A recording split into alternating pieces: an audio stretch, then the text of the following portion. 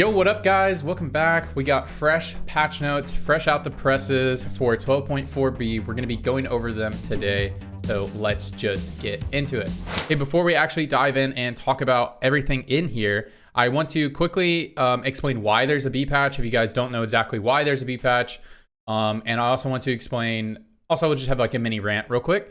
So the biggest reason for the B patch is because of the bruiser tree being too powerful. In the early and mid game, it is the easiest front line to play because you have the most outs because of Rek'Sai and Sej having triple traits, and they are strong units, making it to where playing around anything else, you're playing the game on hard mode.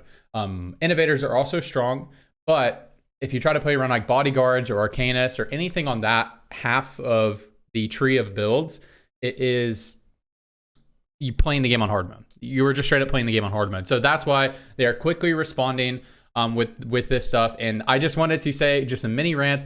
Like I've seen so much sentiment saying, yo, it's just personal preference, bro. It's just personal preference. That's why you don't like it, or you're burnt out on the game. Guys, having half of the builds being almost unavailable to you because of the trait synergies in the early and mid game is not healthy, as well as those front lines, Rek'Sai and Sej are also the same front lines for the most powerful late game carries, which is Renata, Sivir, and Irelia. Those are the most powerful 4-cost carries, and they also utilize the best early game front lines. You can see how that creates an unhealthy game state. That is unhealthy. And I also hate how Mortdog says, even healthier state, there's nothing healthy about half of the builds being unavailable to you because of the game design and balance. I just wanted to say that. And again, when I say things like this, I'm talking about the highest levels of play. Go queue into anything Master Plus, and you will see if you try to play anything but anything that's not built around bruisers or innovators, you are playing the game on hard mode. If you play just a few matches, you will know what I'm talking about. Anyways, I just wanted to say that because I think a lot of people get confused as to why there's this big B patch or why people are upset. And so I just want to get that out of the way. So let's just get into it. And again, the last thing I want to say is we are only 5 days into the set. I'm not just like crazy molding. I am just showing light on the issues, and I understand we're at the beginning of the set, and I appreciate the work that Mortdog and all the devs are going into to fixing the game that they released broken. But anyways, let's get into it. All right, Rek'Sai. Rek'Sai is getting nerfed in 3 different ways, minus 50 health, minus 10 AD, and loses the resist steal. They're just, what their plan is right here, and this is really all they can do on a B patch, because B patches, you can't do a lot of stuff. Like on B patches, all they can do is number tuning for the most part. It is very difficult for them to ship larger things because, again, we share the client with League of Legends, so doing big changes that cause a big update will be disruptive to League. That's why you have to have these small patches, and there's just a lot of red tape to cut through. So all they can do is tune down the numbers. That's why they're just hard nerfing Rek'Sai, making Rek'Sai a lot weaker, and then hard nerfing Sej, just making her weaker in every facet, so that utilizing these units that have the 3 traits will be a little bit harder to do. Cool. And we'll get into, we have to go through all of them to get into like what this means for the meta overall. 3 costs. Ekko is getting nerfed. You know, I don't know if Ekko really needs a nerf, but Ekko is a beast, and Ekko will still be good. Ekko's a beast. They're nerfing him because there's a scrap vertical build that you can play into Irelia, and I guess Ekko was performing really well in that build. I've seen that scrap vertical build every now and then, so I guess it's in response to that. Vex is getting buffed. I'm not sure if Vex needs to get buffed, but Vex getting buffed helps that other half of builds, you know, bodyguards, arcanists, that whole tree of builds is getting, this helps that out because, you know, any buff to that side of the game is going to help that side of the game. And any nerf to the other side of the game, like bruisers, hextechs, you know, those sort of builds are also going to help the game. So Zach, his spell damage reduction. So while he's casting, he has damage reduction. It's getting nerfed by 25%. Honestly, I thought it was already 50%. So that is very good. I did not realize it was 74%. That's very strong. Okay, 4 cost. Irelia is getting nerfed. Attack speed going down very marginally. Probably won't matter all that much. You probably won't really notice it, but it will make a difference, of course, but you probably won't notice it. Spell damage, the base damage is going down quite a bit. The 2-star number is what is really important to us. You know, this 1-star number actually is a little bit important because you guys, if you guys been playing this patch, you know, like a 1-star Irelia is a crank sometimes. So that is going to be meaningful the first there. But when you actually get to late game, we always are going to be 2-starred. So The more important one to me right here is the 35 damage. So the 35 damage is quite a bit. So maybe Irelia's build changes, because currently right now you only have to play 2 striker and you can build crit and you're good to go. But maybe at this AD value right here on her spell, you may want to consider playing 4 striker when you play Irelia, or making that mandatory if you're going to build something like an Infinity Edge or something like that, because Infinity and crit scales more off of the base value that you have. So anything that's lowering a base value will hurt critical strike damage. So consider playing strikers, or maybe consider augmenting her build to not be Infinity Edge. Maybe try Deathblade this patch. We'll see how that pans out. But I imagine what their goal is to make Irelia's build a little bit harder to play. So probably have to fit in 4 striker to make her feel as strong as she was pre-nerf. Renata, her damage is going down. It's going down by 10 on each tick and 15 right here. I believe she tick. How long did she tick for? 15 seconds? I don't know. But this is quite a bit, because this is each tick. So it is a good damage nerf, but this does not remove Renata from the meta, because the value that Renata gives is as a Morello bot. Most of your damage when you're playing Renata just straight up comes from Morello burn, and a lot of the damage is not even Renata herself. So I don't think this hurts Renata's actual power and actual impact on her team all that much. But what I will say is any damage nerf is also nerf to Gunblade. And if you guys have played against a Renata Gunblade, she is extremely strong with Gunblade. So this nerf still will do something, but guys, don't expect Renata to go away. Renata will still be strong as just a Morello bot. And especially, when I'm looking at all this stuff, I don't see any big nerfs to Tryndamere's build. And Tryndamere is actually a build that is viable in this current really unhealthy game state. It is actually a viable build. It's just really hard to actually win, because you need to be uncontested and stuff like that. Because these hyper late game builds are so powerful. But playing any type of reroll build, you really need to hit all your stuff really quickly. So, but what I'm seeing with this is, that build where you can play like Renata, Tryndamere duo carry. If you want to play around that tech and just have Renata as a Morello bot, Renata will still be extremely useful in that capacity. So I don't imagine Renata is going to completely go away, but definitely will not be as powerful as she was with the changes to Bruisers, Zac, Renata, and the changes that are coming to Silco up here. So Sivir is getting nerfed. She gets a 10 AD nerf. I don't know if she needs an AD nerf, but I'm happy to see her nerfed in any way. I just want her gone. I just want her gone for a little bit, and she'd come right back. Right, next patch will be fine. Attack speed is going down by 0.5. So this is pretty meaningful. 10 AD and 0.5 attack speed combined together is pretty meaningful. But they are fixing a bug fix on her as well. So there's a little bit of compensation right there. So Sivir will no longer sometimes cancel her autos. Apparently she was canceling her autos sometimes just when she's attacking too fast. I guess the spaghetti code kicked in. Okay, Silco down here is getting nerfed. This is exactly what I thought they would nerf in, based off of what Mordog had talked about. So they're buffing the spell duration. That is going to help so much, especially with player damage in the late game. I mean, you guys have all been in the scenarios, if you guys have been playing this, where you're in a late game fight. There's three guys on the enemy team that is juiced up with the Silco buff, and they have 1 second from death, and they kill your guy, and then they don't die, and then you take a 3-unit loss, and now you lose, and now you're dead. So that'll happen a lot less often, and the juice is less powerful. So 50% at 1 star, so still a nice buff. It's still going to be a great buff, and obviously, the HP buff is still going to be the same, so it's still going to be good. Silco's still going to be great. And that 2-star, they nerfed it down. 175 was kind of ridiculous, so 175 is fine. But really, Silco 1 was the big problem. So pretty big. I think the spell duration is going to help a lot with how bad some of the late game fights feel. Mastermind mana bonus is going down from 40 to 30. This will probably change a lot of combinations that would cause an instacast, like Sivir, like Jarvan instacast. I believe that will change that and will cause them to not instacast anymore, which would be great, because Jarvan being able to instacast in the backline makes it pretty broken. And Mordog talked about that a lot, so I imagine they made this change with that in mind. As well as, Silco could just use a nerf in all departments. He is very OP. Silco, I agree with, with the Soju Manifesto. If Silco didn't even give your team mana, he would still be very, very, very powerful unit. So nice. But guys, still play Silco. He's still going to be strong. Okay, traits. Hextech. So Hextech had a problem that its 6 was so different than its 4 that you would if you're playing Hextech, why would you not play 6? And also playing verticals is the easiest way to play the game. And also when you're playing 6 Hextech, the carry is a striker, which there's 2 strikers in Hextech. So it is absolutely the easiest build to play in the game, while simultaneously being the strongest build to play the game. which is a huge, huge, huge problem. The easiest way to play the game should never be the best way to play the game. That is the quickest way to get people like me to stop playing the game. So they are addressing that and fixing that. Great. So they're dropping the shield down by 100. That's quite a big one. I mean, just look at the difference before 180 to 400. And then they're also nerfing the lower values as well. So they're trying to really hard nerf Hextech here. The damage is going up though on lower values. So they're trying to nerf the tankiness and buffing the damage early. I'm kind of down to see how that, oh wait, no, that's not a buff.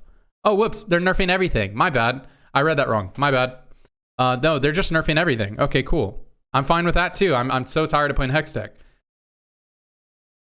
I think the biggest thing is the damage from 100 to 60 is really what needed the big nerf. Honestly, like I'm fine with 2 and 4 being strong, and maybe it didn't even need to be nerfed. But again, they're just trying to hit Hextech and Bruisers as hard as they can, because Hextech and Bruisers have a design flaw that they're way too easy to play, and you have way too many outs versus playing something like Bodyguard. Playing like Bodyguard and I don't know, Sniper or something. You don't have many outs. You really, anyways. So hard nerf to Hextech there. Innovator is getting a slight nerf to the spell self bonus AD just on the mechanical bear is going down from 100% to 70%. Guys, if you like playing Innovator, this probably will not make a big difference. I mean, obviously it'll make some difference, but nothing that's super noticeable. And then the only augment that's getting changed is Golden Gifts 1 and 2 will now grant you more gold. It'll grant you more gray orbs. They are buffing this augment because it is really bad to get in the late game. Golden Gifts, it's very good in the early game, but so they're just buffing this econ augment because they're going to make later changes to econ augments to make it to where you can't be offered them late game, and you're offered a lot less mid game. So just in preparation for that, they just went ahead and buffed an econ augment here.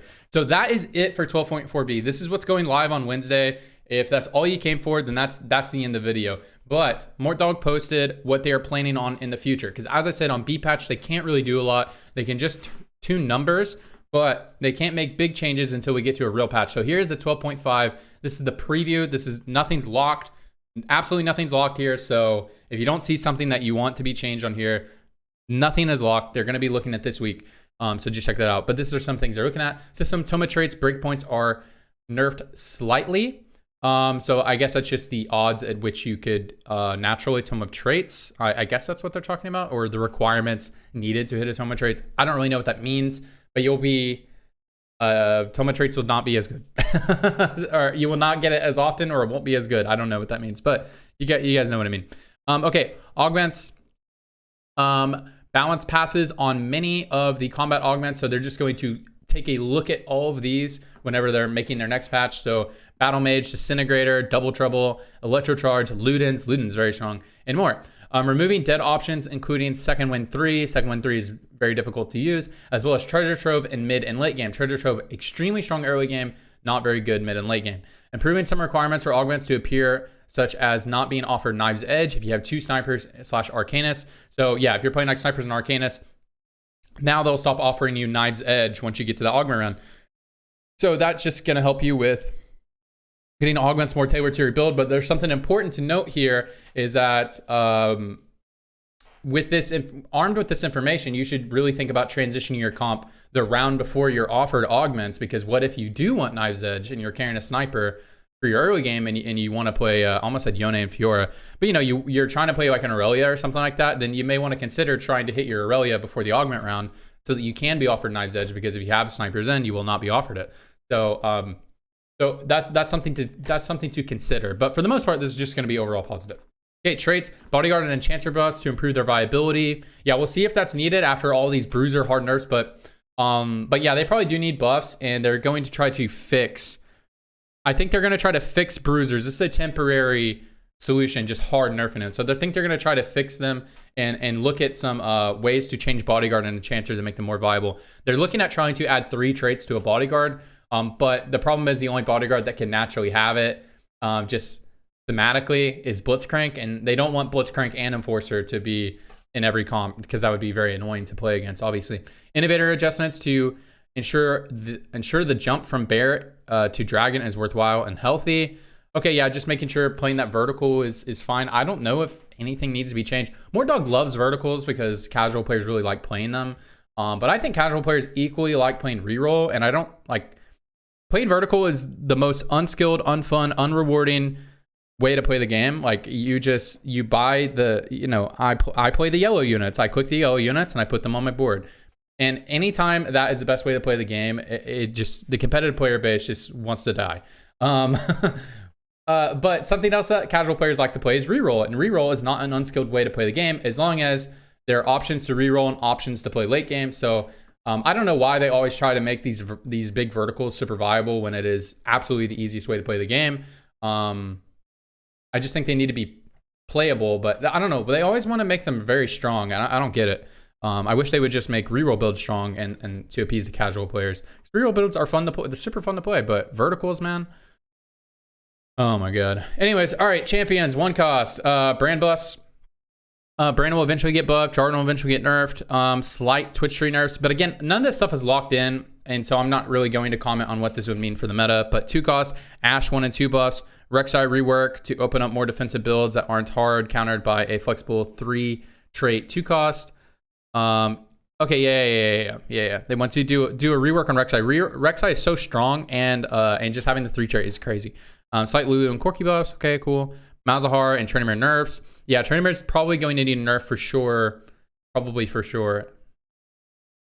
English. But Tryndamere will need a nerf for sure, I would imagine. Because if they're nerfing everything else, and Tryndamere was already viable in this unstable meta. So, okay, Morgana and Lucian buffs. Okay. Yeah, definitely needed. Possible Gnar and Leona buffs. Ooh.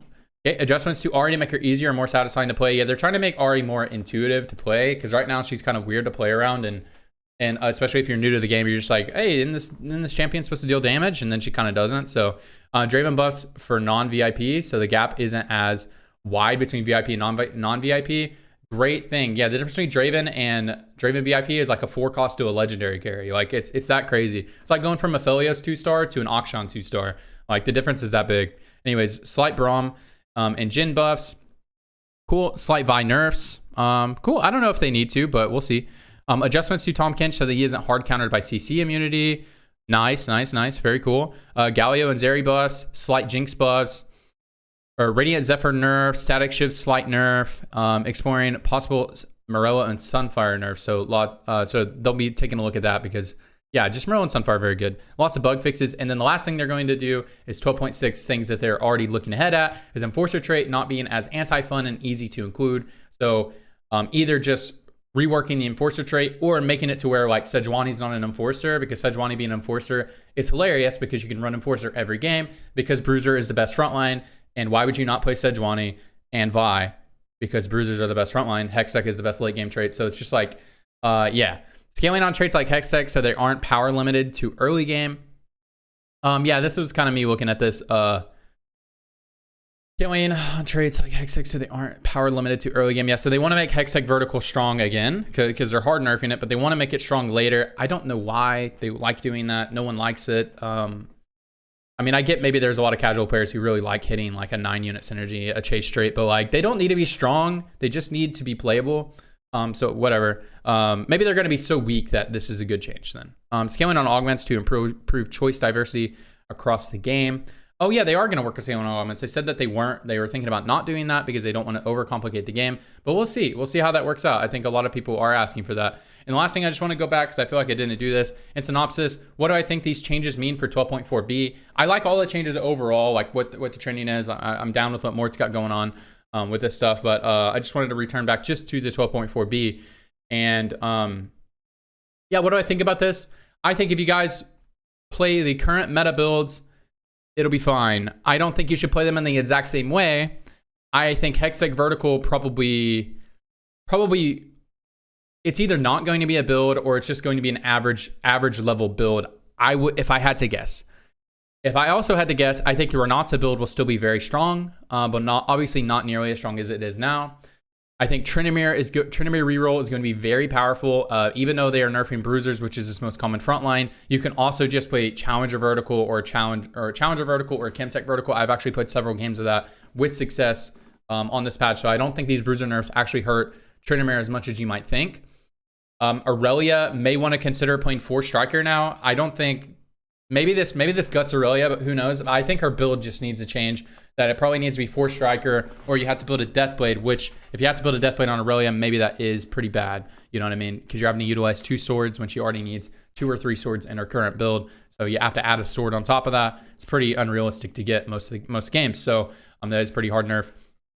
Sivir, I think Sivir is going to be good, but just it will not be the same build. I think her build is just going to change, but I think she'll still be good. And these nerfs to bruisers really opens up the floor to maybe being able to play around bodyguards. So maybe builds like Ahri will actually be strong in this patch. I've been playtesting a lot of Ahri last night, and it just was not enough, but I could see the angle where she might be viable next patch. So, so guys, give bodyguards a try. We'll see how it goes. Innovator hardly got nerfed here, barely got touched. So Innovator is still going to be very top tier. And I don't think the Bruiser tier is dead because, again, their traits are just so good that you have so many more options. So I think still playing around Bruisers and flexing like Tryndamere, Irelia, Renata build, I think that can still be a viable way to play the game. And guys, still play Silco in the late game, still going to be very strong. But maybe he doesn't fit into 100% of compositions. Maybe he doesn't. We'll see now. Anyways, guys, that's going to be it for the video. If you guys liked the video, please like the video. It helps me out a lot on YouTube. And if you guys want more of me, you can follow me at twitch.tv/tradingtft or at twitter.com/tradingtft. Post on those sites pretty much every day. And I stream about 3 to 4 days a week, something like that. So anyways, appreciate all of you guys. And I just hope you guys have a good day, have a good night. And wherever you are, hope you're doing well. See you guys. Bye.